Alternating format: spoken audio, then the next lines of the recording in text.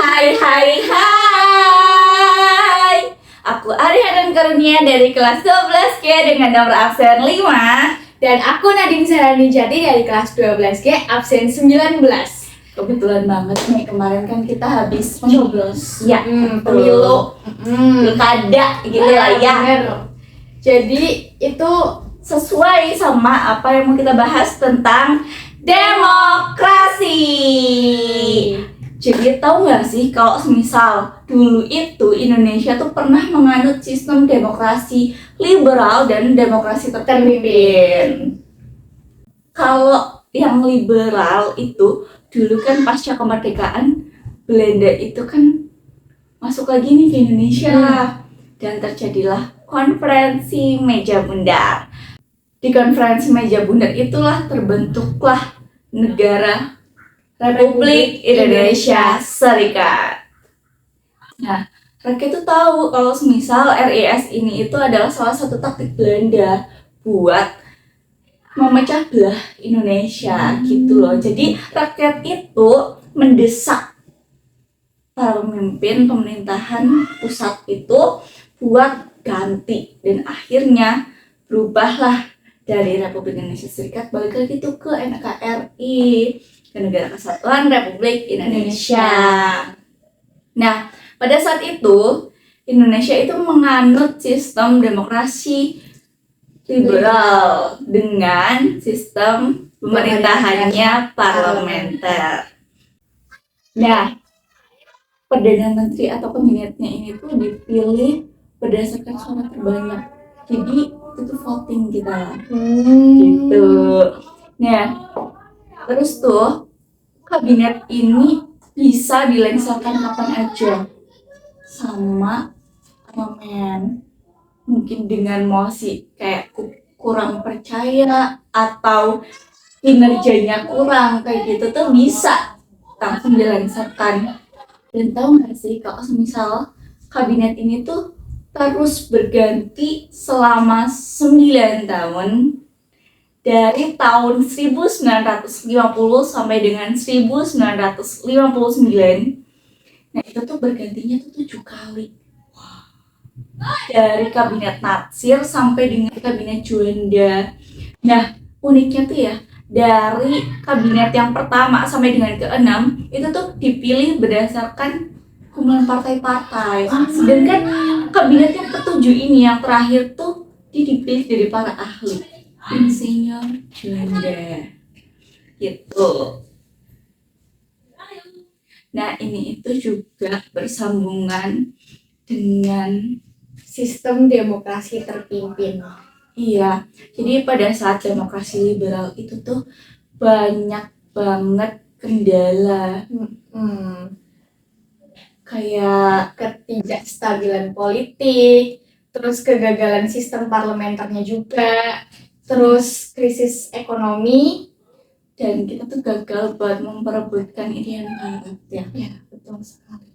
Yang padahal tuh itu adalah proker utama dari kabinet-kabinetnya, tapi kayak nggak ada satupun yang berhasil. Betul. Makanya Soekarno itu mengeluarkan dekret presiden pada tanggal 5 Juli 1959, dan itu mengawali terjadinya demokrasi terpimpin. Ya, betul sekali. Jadi berbeda dengan demokrasi liberal, kalau terpimpin itu lebih condong ke presiden yang menguasai politik kayak gitu. Kalau tadi kan perdana menterinya tuh. Nah, di demokrasi terpimpin itu presiden yang memegang kekuasaan politik secara penuh.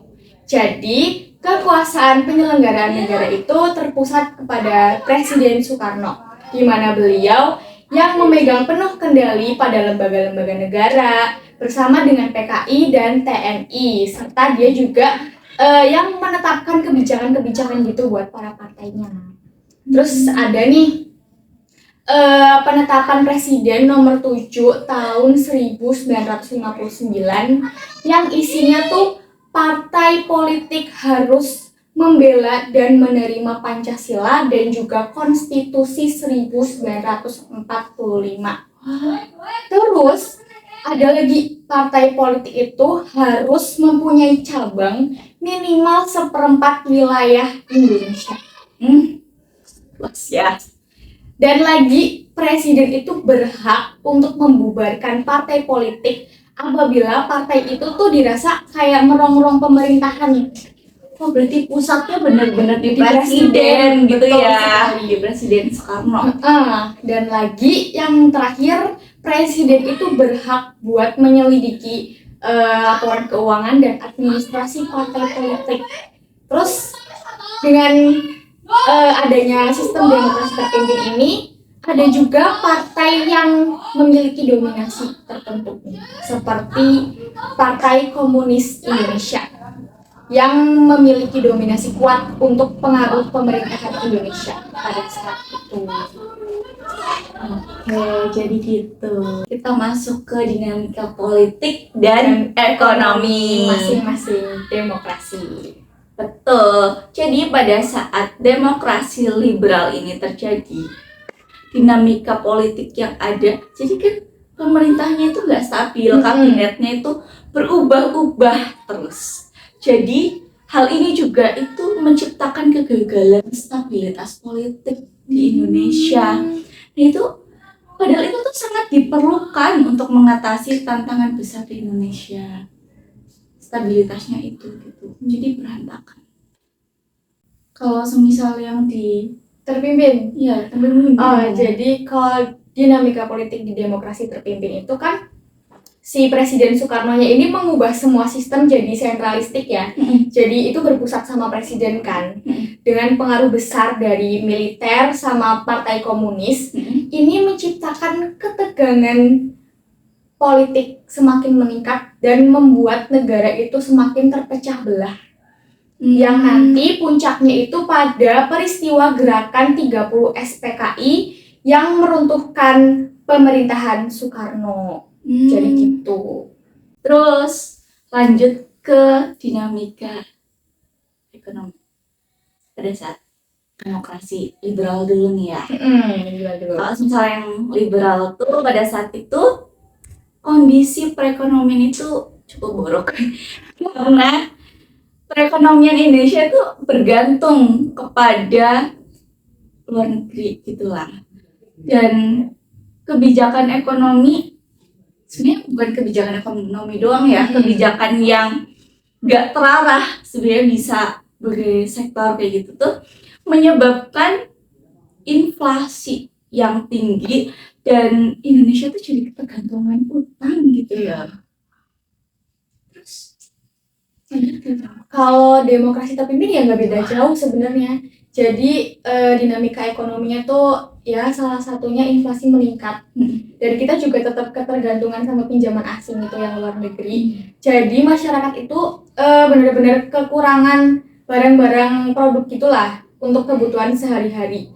Bahkan program pembangunan yang seharusnya bisa mengatasi masalah tersebut itu malah tidak bisa mengatasi kehidupan ekonomi masyarakat pada saat itu. Jadi kurang lebih itu sama antara demokrasi liberal dengan demokrasi terpimpin, berkesinambungan gitulah ya. Jadi baik sistem pemerintahan demokrasi liberal dan demokrasi terpimpin pasti memiliki dampak ya.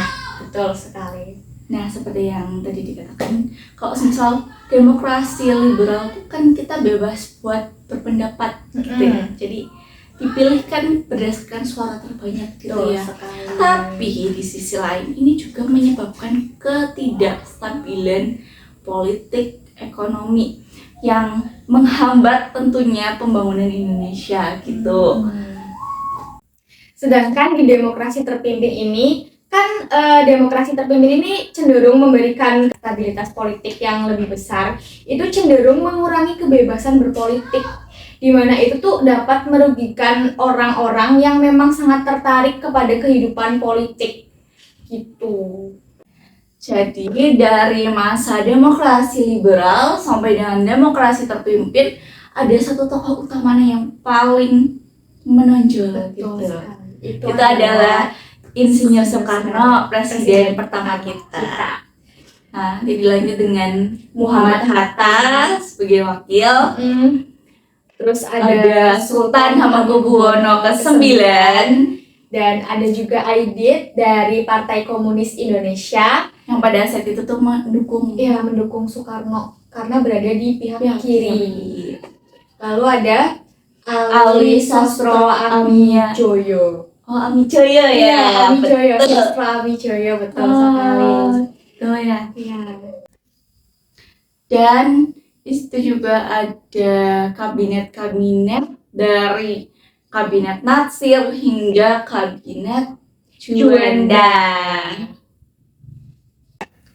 Oh, jadi gitu ya. Masa Indonesia pasca kemerdekaan dari demokrasi liberal ke demokrasi terpimpin. Ini kita jadi tahu malah ya. Betul, kita jadi tahu perjalanan dan penyebab-penyebab dari perpindahan demokrasi tersebut. Betul. Jadi itu yang bisa kita sampaikan. Terima kasih. Terima Mohon maaf kasih. kurang dan lebihnya. Bye-bye. Bye-bye.